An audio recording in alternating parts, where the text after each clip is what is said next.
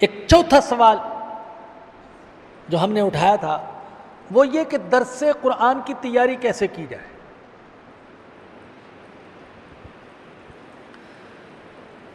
اس ضمن میں سب سے پہلا مشورہ تو آپ کو یہ دوں گا کہ بغیر تیاری کے نہ درس دیا کریں نہ تقریر کیا کریں، تیاری کا اہتمام کریں، بلکہ سبق پڑھائیں بھی نہیں تیاری کے بغیر، درس قرآن دے بھی نہیں تیاری کے بغیر، اور بیان بھی نہیں کریں تیاری کے بغیر۔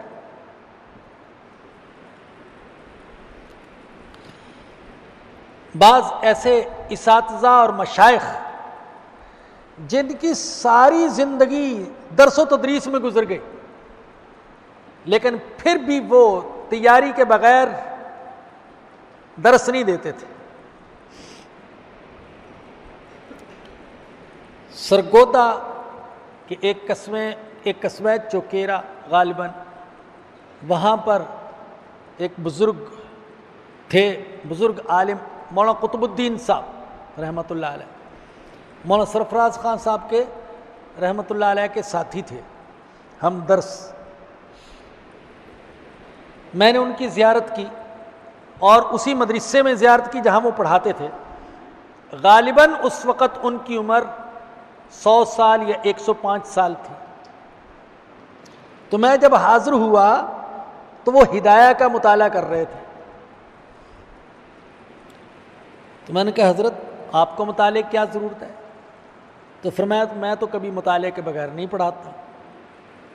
اب ساری زندگی ان کی درس و تدریس میں گزر گئی لیکن اس کے باوجود تیاری کے بغیر نہیں پڑھاتے۔ کئی ساتھیوں کو دیکھا کہ وہ اللہ توکل بیٹھ جاتے ممبر پر آ کر۔ بعض تو ایسے ہوتے ہیں کہ اللہ پاک نے وہبی صلاحیت ان کو دی ہے، فی البدی بول لیتے،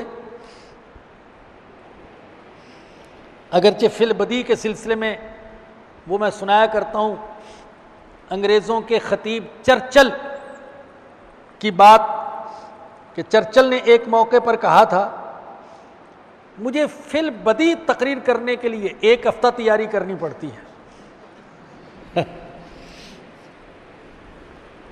یعنی لوگوں کو تاثر یہ دینا کہ فی البدی بات ہو رہی ہے اور تیاری کی 1 ہفتہ۔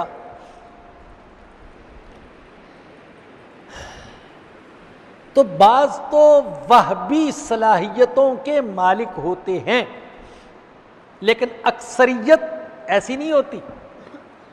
تو کئی ساتھی دیکھے تیاری کے بغیر بیٹھ جاتے ہیں، پھر تقریر شروع کر لیتے ہیں لیکن حالت وہ ہوتی ہے کہ میں کمبل کو چھوڑنا چاہتا ہوں لیکن کمبل مجھے نہیں چھوڑتا، کیا کروں؟ عجیب بے ڈھنگی بات کریں، کبھی ادھر کی بات کبھی ادھر کی بات۔ لوگ ہیں بور ہو رہے ہیں لیکن ان کی جان نہیں چھوڑا کمبل۔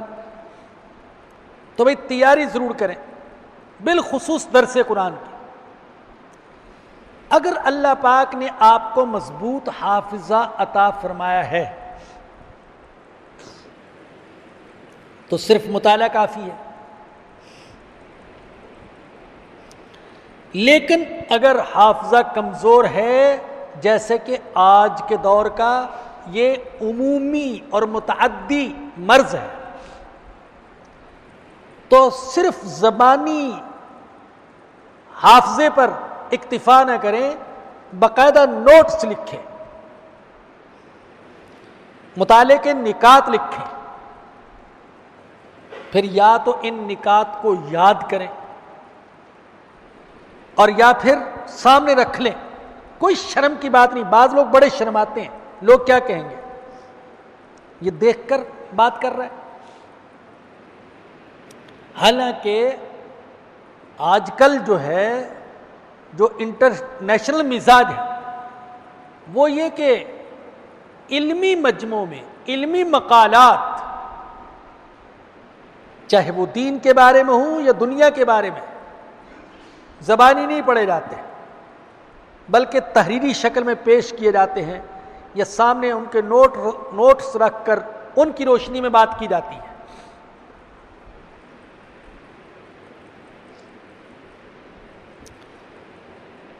میں صاف اقرار کرتا ہوں، میرا حافظہ کمزور ہے، مجھے اس پر اعتماد نہیں، میں باقاعدہ نکات لکھتا ہوں۔ میں نے قرآن کریم کا ایک مخصوص نسخہ خریدا، آج کل کئی کمپنیوں نے ایسے نسخے شائع کیے ہیں جن میں بین السطور بھی جگہ ہوتی ہے اور حاشیوں میں بھی کافی جگہ ہوتی ہے۔ میں نے اس نسخے کو لے کر اس کی جلد کو توڑا اور 5 پاروں میں الگ الگ جلدیں کروائیں، لیکن اس طریقے سے کہ ہر 2 صفحے کے درمیان ایک صفحہ میں نے اپنی طرف سے سادہ رکھوایا کہ اگر بین السطور اور حاشیے میں بھی گنجائش نہ ہو تو مزید میرے پاس جگہ ہو جس میں میں اپنے مطالعے کو لکھ سکوں۔ تو اس طریقے سے آپ اس کے باقاعدہ نوٹس تیار کریں، پھر ان کو یا تو ذہن میں بٹھا لیں، وگرنہ کوئی حرج نہیں کہ آپ قرآن کریم میں ان کے اشارات لکھ لیں تاکہ آپ کی بات بے ربط بھی نہ ہو، بے وزن بھی نہ ہو اور غیر مستند بھی نہ ہو، جیسا کہ عام طور پر ہوتا ہے۔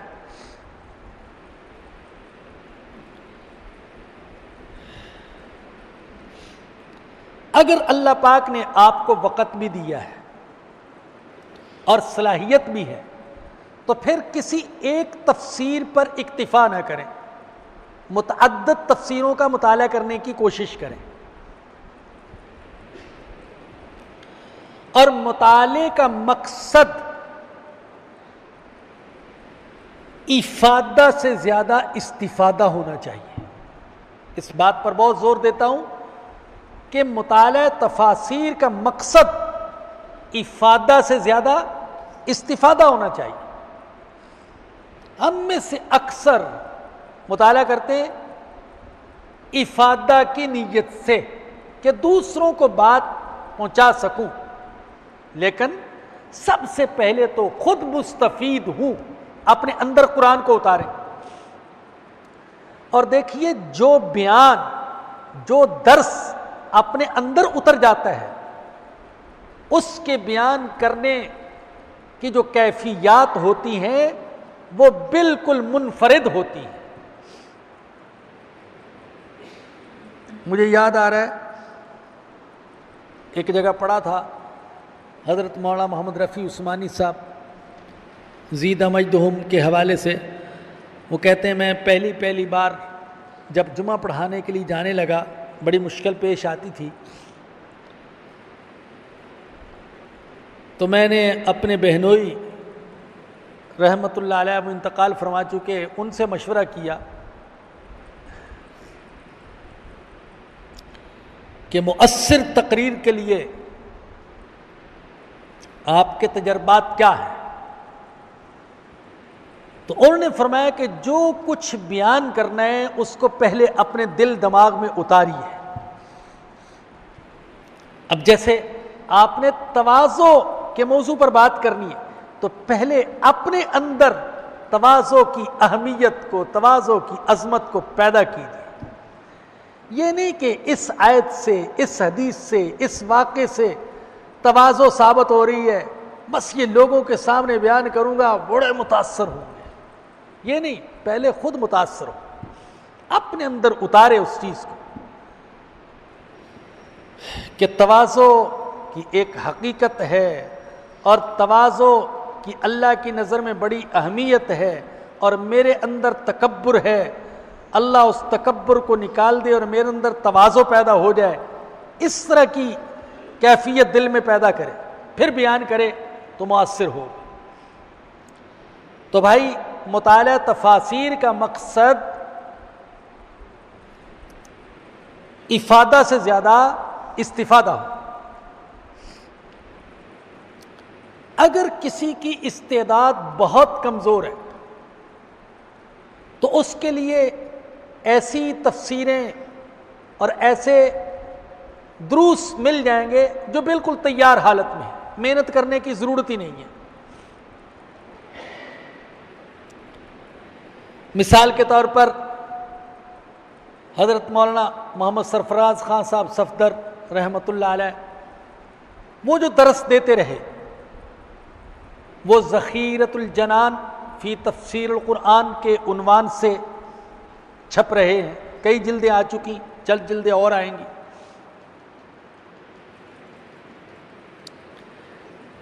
اسی طریقے سے ان کے بھائی حضرت مولانا صوفی عبدالحمید صاحب سواتی رحمۃ اللہ علیہ، ان کے دروس اور بڑے ہی مستند دروس ہیں، معالم العرفان فی دروس القرآن، 20 جلدوں میں آ چکے ہیں۔ یہ تیار دروس ہیں جن میں کوئی محنت کی ضرورت نہیں۔ اور کراچی کے بزرگ تھے، عالم نہیں تھے، مگر ان کی تفسیر پر بہت سے علماء نے تقریضات لکھیں، اگرچہ حضرت مفتی رشید احمد صاحب رحمۃ اللہ علیہ نے ان سے سخت اختلاف بھی کیا، لیکن متعدد حضرات نے ان کی تفسیر پر تقریضات لکھی، تو درس قرآن کے نام سے ان کے بھی دروس تیار ملتے ہیں۔ یہ تو ان کے لیے ہے جن کی استعداد کمزور ہے اور وہ تلاش میں ہے کہ ان کو بالکل تیار مواد مل جائے، تو وہ ان تفسیروں کا مطالعہ کر لیں۔ اگر اللہ پاک نے استعداد دی ہے اور آپ کے پاس تیاری کا وقت بھی ہے، تو پھر آپ کے سامنے 2 قسم کی تفاسیر ہیں، اردو کی اور عربی کی۔ میں ان میں سے بعض کا ذکر کر بھی چکا ہوں، تفسیر عثمانی ہے، بیان القرآن ہے، معارف القرآن ہے، حقانی ہے، مظہری ہے، اور ایک تفسیر جس کا ڈرتے ڈرتے نام لیتا ہوں، تفسیر ماجدی بھی ہے۔ ڈرتے ڈرتے اس لیے کہہ رہا ہوں کہ غیر عالم تھے اور ان کے بعض تفردات پر ہمارے علماء نے نقد بھی کیا ہے، جن میں خاص طور پر حضرت مولانا محمد یوسف لدھیانوی شہید رحمہ اللہ قابل ذکر ہے۔ لیکن یہاں پر بھی معاملہ یہ ہے کہ مولانا ماجدی صاحب نے، مولانا عبد الماجد ریابادی صاحب نے تفسیر جو لکھی، تو اس میں یوں سمجھے کہ قدم قدم پر حکیم الامت حضرت تھانوی رحمۃ اللہ علیہ سے مشورہ کرتے رہے، اور انہوں نے لکھا ہے کہ میں نے حضرت تھانوی رحمۃ اللہ علیہ کی خدمت میں لکھا کہ میں جب تفسیر لکھنے کے لیے بیٹھتا ہوں تو پہلے وضو کرتا ہوں، 2 نفل پڑھتا ہوں، پھر اللہ سے دعا کرتا ہوں، اور دعا میں خاص طور پر امام بخاری رحمۃ اللہ علیہ کا اللہ کو واسطہ دیتا ہوں۔ تو حضرت تھانوی رحمۃ اللہ علیہ نے جواب میں لکھا کہ یہ الہامی دعا ہے اور یہ مصداق ہے ہم زیتو کی۔ یہ دعا مصداق ہے کس کی؟ ہم زیتو کی، تو توقع ہے زیتو کی۔ یہ جواب لکھا۔ بڑوں کی باتیں بھی بڑی ہوتی ہیں۔ یہ دعا مصداق ہے کس کا؟ ہم دعا زیتو، تو توقع ہے کس کی؟ زیتو کی۔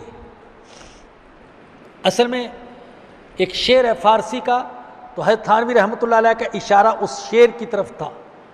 ہم دعا از تو، اجابت ہم زیتو، ایمنی از تو، محابت ہم زیتو۔ اے اللہ، دعا کی توفیق بھی آپ نے دی، قبولیت کی امید بھی آپ سے ہے، امن بھی آپ سے ہے، اور خوف بھی آپ سے۔ تو حضرت تھانوی رحمۃ اللہ علیہ نے گویا کہ یہ فرمایا کہ اس دعا کی توفیق اللہ نے آپ کو دی، اللہ نے دی ہے توفیق، لہذا قبولیت کی امید بھی کس سے ہے؟ اللہ سے۔ اس کے مطالعے کا مشورہ آپ کو اس لیے دیتا ہوں کیونکہ دریابادی صاحب جو تھے جدید فلسفوں اور نظریات پر اور تحقیقات پر ان کی بڑی گہری نظر تھی، تو اکثر وہ حوالے دیتے رہتے ہیں، بائبل کے ساتھ بھی اکثر موازنہ کرتے رہتے ہیں، اور جدید نظریات اور تحقیقات ان کی تردید بھی اکثر کرتے رہتے ہیں۔ تو چونکہ جو ہمارے اپنے حلقے کے علماء ہیں ان میں یہ چیز نہیں ملتی، تو میں اس لیے مشورہ دے رہا ہوں کہ یہ چیز دیکھنے کے لیے اگر تفسیر ماجدی کا مطالعہ کر لیا جائے تو انشاءاللہ فائدے سے خالی نہیں ہوگا۔ اور میرے عزیزو، اگر اللہ پاک نے آپ کے اندر عربی تفاسیر سے استفادہ کی استعداد رکھی ہے تو پھر تو یہ اصل چشمے ہیں، ان سے سیراب ہونے کی کوشش کیجیے، ان سے استفادہ کیجیے اور ان سے اپنے درس کو تیار کیجیے۔ اب عربی تفاسیر تو بے شمار ہے،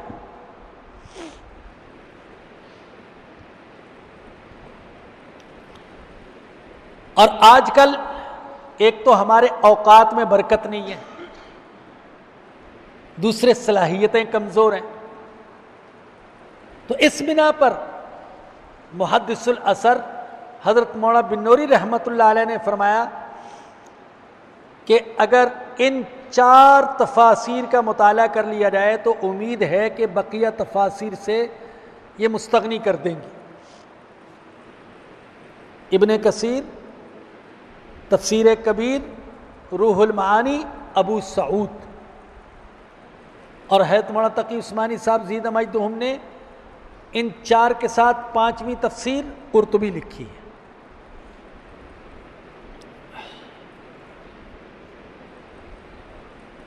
الجامع القرآن، الجامع لاحکام القرآن، قرطبی رحمۃ اللہ علیہ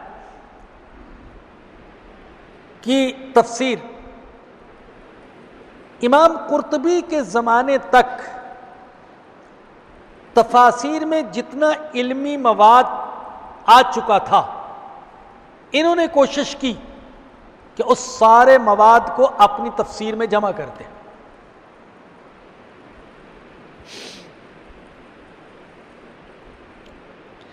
امام رازی رحمۃ اللہ علیہ ان کے زمانے تک عقلیات کے میدان میں، منطق، فلسفہ، کلام کے میدان میں جو تحقیقات ہو چکی تھیں ان سے انہوں نے استفادہ کیا، اور بعض ستم ظریفوں نے تفسیر کبیر کے بارے میں یہ کہہ دیا فیہ کل شیء الا تفسیر، سب کچھ ہے تفسیر نہیں۔ یہ ایسے ہی ہے، فضول سی بات۔ بعض لوگ ہوتے ہیں ان کو کوئی جملہ، بڑا اچھا جملہ ہاتھ آ جاتا ہے اور بے موقع ہی استعمال کر دیتے ہیں۔ ہمارے جیسے لوگ ہوتے ہیں نا جن کی زبان کا دائرہ بڑا محدود ہے، کسی سے کوئی جملہ سن لیا، کوئی لطیفہ سن لیا، کوئی شعر سن لیا، کوئی محاورہ سن لیا، اب اس کا دل چاہتا ہے میں بھی بولوں، لیکن بولوں کا موقع نہیں آتا رہا، تو بے محل ہی بول دیتے ہیں، بے محل، بے موقع ہی بول دیتے ہیں۔ تو بھائی اگر ذہن میں کوئی اچھوتا جملہ، کوئی اچھوتی ترکیب آ جائے تو اس کا یہ مطلب نہیں ہے کہ آپ چاہیں تو اپنے استاد پر فٹ کر دیں یا اپنے بزرگوں میں سے کسی بزرگ پر فٹ کر دیں اور اس کا مذاق اڑا دیں۔ بہرحال یہ زیادتی ہے یہ کہنا کہ فیہ کل شیء الا تفسیر۔ تفسیر ابن کثیر، اس کی امتیازی خصوصیت تفسیر بالمعصور ہے۔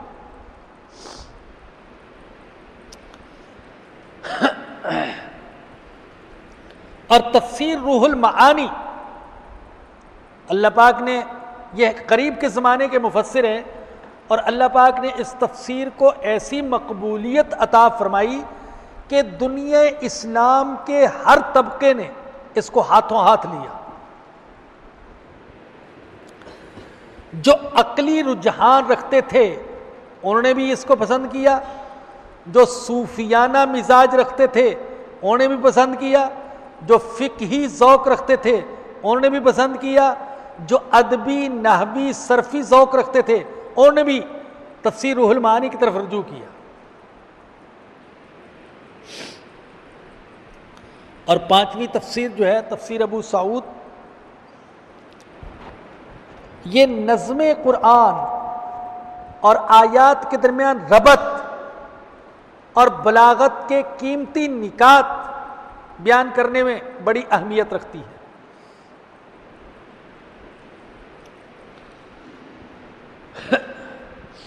جہاں ان تفسیروں کا میں ذکر کر رہا ہوں اہل حق کی تفاسیر کا، وہاں آپ کو یہ بھی مشورہ دوں گا کہ کہیں کہیں باطل نظریات کی تردید کے لیے ان تفسیروں کے ساتھ موازنہ بھی کر دیا کریں، یا ان تفسیروں کا بھی ذکر کر دیا کریں جو اہل باطل نے لکھی ہیں۔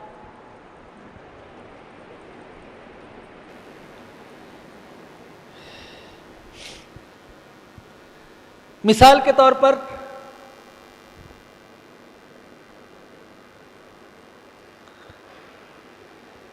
جناب احمد رضا خان صاحب، انہوں نے سورہ فتح کی جو آیت ہے وَاسْتَغْفِرْ لِذَنْبِكَ وَلِلْمُؤْمِنِينَ وَالْمُؤْمِنَاتِ، وَاسْتَغْفِرْ لِذَنْبِكَ وَالْمُؤْمِنِينَ وَالْمُؤْمِنَاتِ، تو اس آیت کریمہ کا ترجمہ لکھا خان صاحب نے، اے محبوب اپنے خاصوں، اے محبوب اپنے خاصوں، یہ خاصوں کا ترجمہ کس کا ہے؟ خاصوں کس کا ترجمہ ہے؟ ذنب کا۔ اپنے خاصوں اور عام مسلمان مردوں اور عورتوں کے گناہوں کی معافی مانگو، یہ ترجمہ کیا وَاسْتَغْفِرْ لِذَنْبِكَ۔ آپ کے جو مخصوص لوگ ہیں ان کے لیے بھی مغفرت کی دعا مانگیں، اور عام مسلمان مردوں اور عورتوں کے لیے بھی مغفرت کی دعا مانگیں، تو ذنب کا ترجمہ کیا۔ اسی طریقے سے اِنَّا فَتَحْنَا لَكَ فَتْحًا مُبِينًا لِيَغْفِرَ لَكَ اللَّهُ مَا تَقَدَّمَ مِنْ ذَنْبِكَ وَمَا تَأَخَّرَ، تاکہ اپنے پچھلے جو مومن گزرے ہیں ان کے لیے ان کے بھی گناہوں کو معاف کر دے، اور بعد میں آنے والوں کے گناہوں کو بھی معاف کر دے۔ اس طرح کا ترجمہ انہوں نے کیا۔ یہاں بھی ذنب اسی معنی میں لیا، حالانکہ یہ انوکھا ترجمہ ہے جو کہ تاریخ تفسیر میں کسی مفسر نے نہیں کیا۔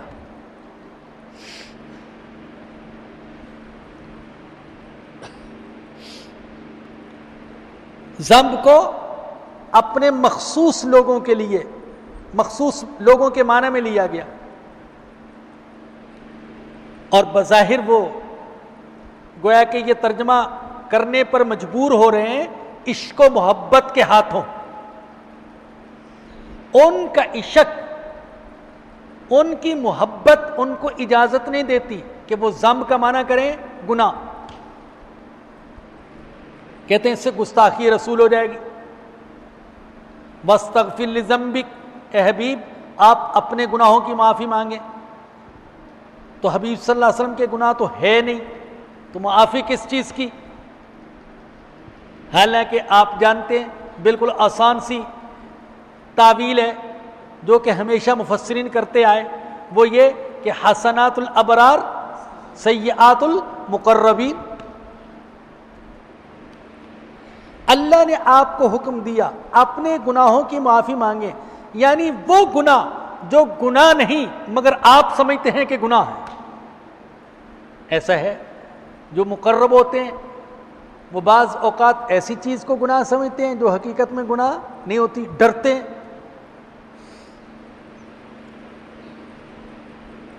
اور خود نبی اکرم صلی اللہ علیہ وسلم اللہ سے جو دعا کیا کرتے تھے، اللہم اغفر لی، اللہم اغفر لی ذنوبی واستر عیوبی، یوں دعا کیا کرتے تھے۔ اب کیا یہاں بھی معنی یہی کریں گے؟ اللہم اغفر لی ذنوبی، اے اللہ میرے مخصوص لوگوں کو معاف کر دے، واستر عیوبی، ذنوب کا معنی تو آپ نے کر دیا، اب عیوب کا معنی کیا کریں گے؟ اسی طریقے سے آیت کریمہ ہے مثل الذین ينفقون اموالہم فی سبیل اللہ، تو مفتی احمد یار خان گجراتی انہوں نے جو تفسیر حواشی لکھے تو انہوں نے کہا کہ تیجا، دسواں، 40واں سب اس میں شامل ہے۔ مثل الذین ينفقون اموالہم فی سبیل اللہ، یہ قرآن سے ثابت کر رہے ہیں۔ اور آپ کو سن کر تعجب ہوگا، سورہ ماعون جو ہے ارأیت الذی یکذب بالدین، تو اس میں لکھتے ہیں گجراتی صاحب کہ وہابی عبرت پکڑیں اس صورت سے، وہابی عبرت پکڑیں اس صورت سے جو مسلمانوں کو میلاد، 11ویں اور محرم سے روکتے ہیں، جبکہ اللہ کہہ رہے ارأیت الذی یکذب بالدین فذلک الذی یدع الیتیم ولا یحض علی طعام المسکین۔ یہ ایسا لگتا ہے کہ سب سے بڑا یتیم اور سب سے بڑا مسکین وہ ختم پڑھنے والا ہے، اس لیے کہ وہابی تو اس کی روزی پر لات مارتے ہیں نا۔ تو ایسی تفاسیر موازنے کے طور پر ایسے ترجمے، ایسے تفاسیر جو اہل باطل نے کیے ہیں، سنجیدہ انداز میں اس کا بھی ذکر کریں، اس طریقے سے کہ لوگ باقی تسلیم کریں کہ صحیح بات کہہ رہے ہیں، کہ یہ کیا تعلق ہے قرآن کے ساتھ، یہ کیسی تفسیر کر رہے ہیں، کیسا ترجمہ کر رہے ہیں۔ یا مثال کے طور پر سر سید احمد خان صاحب کی تفسیر، انہوں نے لکھا کہ ملائکہ سے مراد مخلوقات کے خصائص ہیں، پتھر کی خصوصیت ہے، آگ کی خصوصیت جلانا، اور پانی کی خصوصیت اور ہوا کی خصوصیت، یہ مراد ہے ملائکہ سے۔ اور جنات سے مراد انہوں نے لیے وحشی انسان، جنگلی لوگ، یہ مراد ہے جنات۔ اور سود مفرد کو انہوں نے حلال قرار دیا، سود مرکب تو حرام اور سود مفرد وہ حلال، اس لیے کہ اللہ نے کہا لا تاکلوا الربا اضعافا مضاعفا، تو معلوم ہوا کہ اضعافا مضاعفا حرام، لیکن اگر مفرد ہو تو یہ حرام نہیں ہے۔ تو بھائیو، تفاسیر کے مطالعے کے دوران اللہ اگر توفیق دے تو اس طرح کے لوگوں کی تفسیریں بھی دیکھ لیں۔ یہ تو قدیم تفاسیر کا ذکر ہوا۔ جدید تفاسیر میں میں اکثر مشورہ دیتے رہتا ہوں، جی بھائی مشہور تو کنز الایمان ہے، پھر اس کا حاشیہ ہے، اور اس طرح کی ان کی کئی تفسیریں ہیں۔ ان میں سے بعض جو ہیں وہ یعنی اعتدال کے ساتھ بھی چلنے والے ہیں۔ ابھی میں نام نہیں لیتا، ایسا نہ ہو کہ کوئی حجت بنا لے کہ دیکھو ہماری تفسیر کی تعریف کی تھی۔ تو یہ لوگ ہوتے ہیں وہ سیاق و سباق سے بات کو کاٹ کر ایک جملے کو پکڑ لیتے ہیں، کہتے دیکھو ہماری تفسیر کی تعریف کی۔ بہرحال جدید تفاسیر میں تفاسیر تو بہت ساری آ چکی ہے اور آتی رہیں گی انشاءاللہ۔ میں جو مشورہ دیتے رہتا ہوں دو تفسیروں کا خاص طور پر، ایک تو ایسر التفاسیر ابو بکر جابر جزائری صاحب کی ہے، اسم با مسمى، باقی آسان تفسیر ہے، ایسر التفاسیر۔ اور وہ طلبہ جن کی علمی استعداد کچھ کمزور ہے، وہ اگر عربی تفاسیر سے استفادہ کے لیے ابتدا ان تفسیروں سے کریں تو امید ہے کہ ان تفسیروں کے مطالعے سے ان کے لیے قدیم تفسیروں سے استفادے کے دروازے بھی کھل جائیں گے، آہستہ آہستہ مناسبت ہو جائے گی عربی عبارات سے۔ تو ایسر التفاسیر اس کو ضرور دیکھیے، 5 جلدوں میں ہے، پاکستان میں بھی دستیاب ہے۔ مزید تفصیلی تفسیر التفسیر المنیر ہے بہبت الزہیلی صاحب کی۔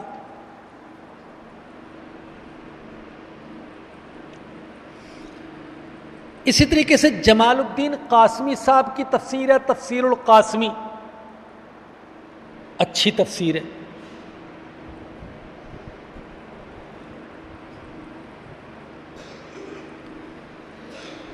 میں نے محض اللہ پاک کے فضل و کرم سے جو کچھ تفسیر پر لکھنا شروع کیا، ایک بات تو یہ عرض کروں کہ اللہ جانتا ہے کہ وہ جو لکھنا شروع کیا حصول سعادت کے لیے، اور میں اس کو بھی بہت بڑی سعادت سمجھتا ہوں کہ دن کا کچھ حصہ قرآن کریم کو دیکھنے میں، چھونے میں، مطالعے میں، تدبر میں، تفاسیر کو ہاتھ لگانے میں، ان کی برک گردانی میں گزر جاتا ہے، یہ اللہ پاک کا بہت بڑا کرم ہے۔ تو ایک سعادت سمجھتا ہوں۔ ویسے میں نے جو لکھنا شروع کیا ان 2 تفسیروں کو دیکھ کر، ایسر التفاسیر اور تفسیر منیر، ان دونوں تفسیروں میں ایک خاص چیز جو نظر آئی کہ جن سے عام تفسیریں خالی ہیں، وہ یہ کہ یہ دونوں حضرات آیات کی تفسیر کرنے کے بعد آخر میں ان آیات سے جو بصائر و عبر اور احکام و مسائل حاصل ہوتے ہیں ان کو بڑے منقع، مہذب اور مرتب انداز میں بیان کرتے ہیں، جس کی وجہ سے ذہن صرف تفسیری اقوال میں الجھا نہیں رہتا، بلکہ یہ بھی پتہ چل جاتا ہے کہ قرآن مجھے کیا کہتا ہے اور ان آیات سے آج کے زمانے کے لیے کیا ہدایات مل رہی ہیں۔ ورنہ کہیں ایسا نہ ہو کہ ہم قرآن کریم کو صرف 1450 سال پہلے کے لیے تو ہدایت سمجھیں اور آج کے لیے نہ سمجھیں، اللہ نہ کرے۔ اب جو ہم جو شان نزول بیان کرنے کا اہتمام کرتے ہیں اور اس میں ضعیف موضوع روایات میں بھی کوئی امتیاز نہیں کرتے، ہر آیت کا شان نزول، ہر آیت کا شان نزول۔ اب شان نزول سے کیا ہوگا؟ یہ سمجھ لیا گیا کہ یہ آیت، یہ سورت تو فلاں واقعے کے ساتھ خاص ہے، حالانکہ قرآن تو ہر زمانے کے لیے العبرۃ لعموم اللفظ لا لخصوص السبب، اعتبار الفاظ کے عموم کا ہے، سبب کے خصوص کا اعتبار نہیں ہے۔ اور شاہ ولی اللہ رحمۃ اللہ علیہ نے تو بڑا مسئلہ حل کر دیا الفوز الکبیر میں، انہوں نے فرمایا کہ صحابہ کرام جب کہتے تھے نزلت هذه الآیہ فی کذا، تو اس کا مطلب یہ ہوتا تھا کہ یہ آیت کریمہ اس واقعے پر بھی صادق آتی ہے، یہ مطلب ہوتا تھا۔ یہ ایسے ہی ہے جیسے میں کسی نشئی کو دیکھوں جھومتا ہوا آیا اور مسجد میں داخل ہوا نماز پڑھنے کے لیے، تو میں نے کہا اس کے بارے میں یہ آیت نازل ہوئی ہے، یا ایھا الذین آمنوا لا تقربوا الصلاۃ وانتم سکارا، یہ اس کے بارے میں یہ آیت نازل ہوئی ہے۔ مقصد یہ کہ یہ بھی مصداق بنتا ہے اس آیت کا۔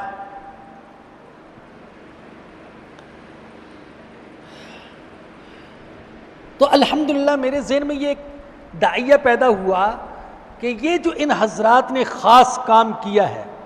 اچھا یہ بھی بتا دوں کہ جزائری صاحب جو ہیں وہ بصائر و عبر کو نقل کرتے ہیں الہدایت کے عنوان سے، اور زہیلی صاحب وہ بصائر و عبر کو نقل کرتے ہیں فقہ الآیات والاحکام کے عنوان سے۔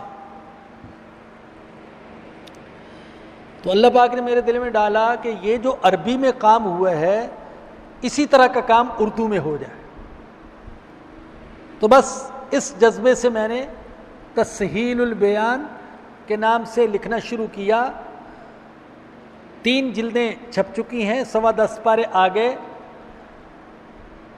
اگر آپ سمجھتے ہیں کہ میں آپ کے ساتھ کوئی نیکی کا کام کر رہا ہوں تو میرے لیے صرف یہ دعا کر دیجیے گا کہ اللہ پاک میری اور میری اولاد کی بقیہ زندگی خدمت قرآن کے لیے قبول فرما لے، اور اللہ پاک اس تفسیر کی میری زندگی میں تکمیل فرما دے۔ یہ دعا ضرور کیجیے گا، اللہ دنیا آخرت میں آپ کو جزا عطا فرمائے۔ اس کے علاوہ 2-3 چھوٹی چھوٹی کتابیں ہیں قرآن کے حوالے سے میری۔ ایک تو خلاصۃ القرآن ہے، الحمدللہ ابھی جنوبی افریقہ کے ساتھیوں نے اطلاع دی کہ اس کا انگریزی میں بھی ترجمہ ہو گیا۔ خلاصۃ القرآن تراویح میں خلاصہ بیان کرنے میں بڑا کام آئے گا آپ کے۔ دوسری عشاق قرآن کے ایمان افروز واقعات، اور تیسری بچوں کے لیے لکھی ہے تفہیمات برائے حفاظ و حافظات۔ اور میرے بھائیوں تفسیروں کی نشاندہی تو میں نے کر دی، اللہ پاک توفیق دے تو درس کی تیاری میں بوقت ضرورت سیرت کی کتابیں بھی دیکھ لیں، سیر الصحابہ دیکھ لیں، وہ واقعہ لے لیں موضوع کی مناسبت سے۔ اس لیے کہ جو عوامی درس ہے یہ کوئی مدرسے کی درسگاہ کا خوش قسم کا لیکچر نہیں ہے، یہ عوامی درس ہے، ان کی دلچسپی کو بھی برقرار رکھنا ہے۔ تو اس کے لیے اگر نبی اکرم صلی اللہ علیہ وسلم کی سیرت، صحابہ کے واقعات، بزرگوں کے واقعات میں سے کوئی واقعہ اس کی مناسبت سے بیان کر دیں تو بہت فائدہ ہوگا۔ تو تفسیروں کے علاوہ سیرت کا، سیر الصحابہ کا، تاریخ کا، سائنسی کتابوں کا بھی مطالعہ وہ انشاءاللہ مفید ہوگا۔